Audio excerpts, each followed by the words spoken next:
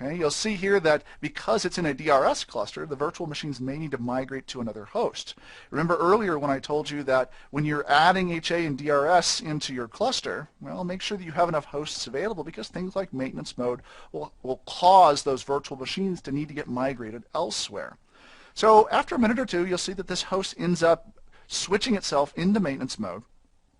Any virtual machines that were running on it have now been moved off. And so now I can actually apply the profile to this host to bring it into compliance. So it loads that profile in here. If I want to make any changes, I can do so. Again, this is just the answer file settings that I want to insert in here. If I want to change the IQN name or change the alias name for the adapter, I can do so. I'm not going to do so at this point. And then it will go and apply that profile to the host. And it will show you what configuration changes are about to be applied on that host. And then at the end of the day, you will end up with a host that is now configured appropriately to ultimately bring it back into compliance. This process takes just a second or two. Once it's done, the profile, or the host will be brought back into compliance, and now we're aware now that we have a host that is properly compliant with that host profile.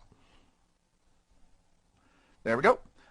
This ESX3 is now compliant with the host profile, and I know that this host has been configured appropriately and is not going to end up causing problems as VMs end up working or moving on to this host. The last step in this process is to actually exit maintenance mode and move this host back into the mode where virtual machines can interoperate with it. Now, I mentioned in this nugget that there are actually two tasks for ESXi hosts as it relates to configuration management. The first is making sure that the hosts themselves have the right configuration, and the second is to make sure that they have the right set of patches and updates that are required to keep them secure. This second set of activities are done via the tool called the vCenter Update Manager. And this is not a tool, unlike host profiles, that is automatically available on your vCenter environment. You'll see here I brought the vCenter DVD, the vSphere 5 DVD up here, and you'll see that I have the VMware vSphere Update Manager tool.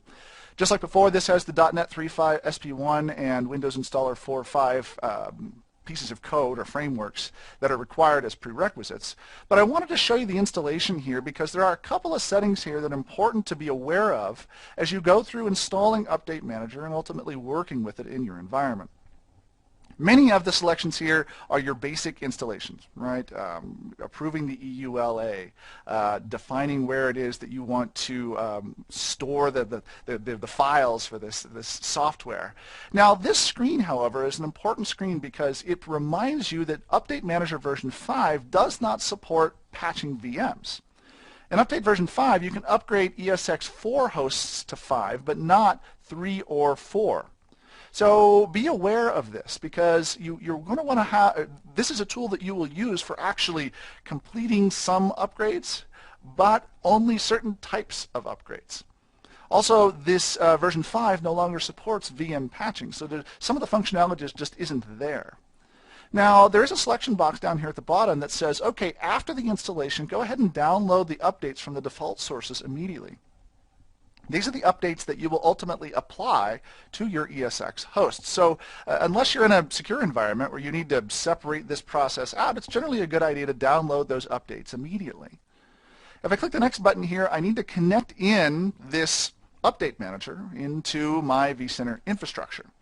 Now I can do so here, the VMware vCenter server information. I'm just going to plug in here my username and then my password and hit the next button.